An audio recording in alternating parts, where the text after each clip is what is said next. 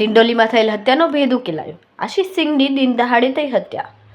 CR પટેલના જન્મદિવસ નિમિત્તે રક્તદાન કેમ્પમાંથી પરત ફરતા સમયે યુવકની થઈ હત્યા. આશિષ સિંઘ રાજપૂતને 8 થી 10 જેટલા ઈસમોએ ઘેરી વળીને મોતને ઘાટ ઉતાર્યો. પોલીસે હત્યાના આરોપીની ધરપકડ કરી. ડિંડોલી ફ્લાવર ગાર્ડન પાસે ગઈકાલે થયેલી આશિષ સિંઘની ઘાતકી હત્યાનો ભેદ પોલીસે ગણતરીના કલાકોમાં ઉકેલ્યો. ડિંડોલી પોલીસે આ મામલે 4 યુવક અને કાયદાના સંઘર્ષમાં આવેલ કિશોરને ઝડપી પાડ્યા. અગાઉ થયેલા ઝઘડાની અદાવત રાખીને આરોપીઓએ તીક્ષ્ણ હથિયારના ઘા ઝીકીને આશિષ નામના યુવકની હત્યા કરી. પકડાયેલ મુખ્ય આરોપીમાં અભિષેક ઉર્ફ અંશુ રાજપૂત, ગૌરવ ઉર્ફ ગોલપાલ મિશ્રા, હિતેશ પાંડે અને સમીર શર્માનો સમાવેશ થાય છે. તારીખ 15/3/2026ના રોજ ડિંડોલી પોલીસ સ્ટેશનમાં એક મર્ડરનો ગુનો દાખલ કરવામાં આવેલો છે.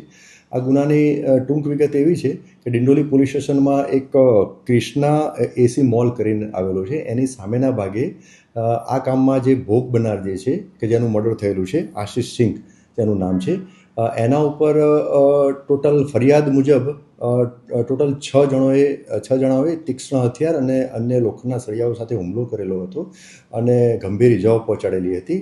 જે અનુસંધાને એને સારવાર માટે હોસ્પિટલમાં રિફર કરવામાં આવેલા હતા. ત્યાં એમને મરણ જાહેર કરવામાં આવેલા હતા.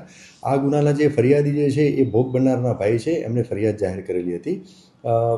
ગુનાની તપાસ દરમિયાન જે એકત્રિત કરેલા પુરાવા જે છે એના આધારે આ ગુનામાં સંડોવાયેલ ટોટલ 4 આરોપીઓની ધરપકડ કરવામાં આવેલી છે. જેમાં એક આરોપીનું નામ છે અભિષેક ઉર્ફે અંશુ પવનસિંહ રાજપૂત, બીજાનું નામ છે ગૌરવ ઉર્ફે ગોપાલ રાકેશભાઈ મિશ્રા, ત્રીજા આરોપીનું નામ છે હિતેશ ઉર્ફે ગણેશ રામકૃષ્ણ પાંડે અને ચોથા આરોપીનું નામ છે સમીર રામ આધાર શર્મા. આ 4 આરોપીઓ ઉપરાંત આ ગુનામાં સંડોવાયેલ એક કાયદાના સંઘર્ષમાં આવેલ કિશોર પણ જણાઈ આવેલ છે. એને પોલીસે તપાસના કામે તાબામાં લીધેલ છે.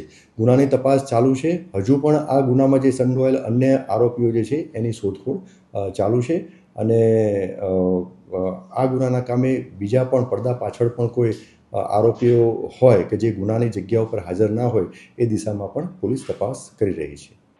કેમેરામેન સેનિલ વિરાણી સાથે વિશાલ છેટા, માનવ પ્રભા ન્યૂઝ, સુરત.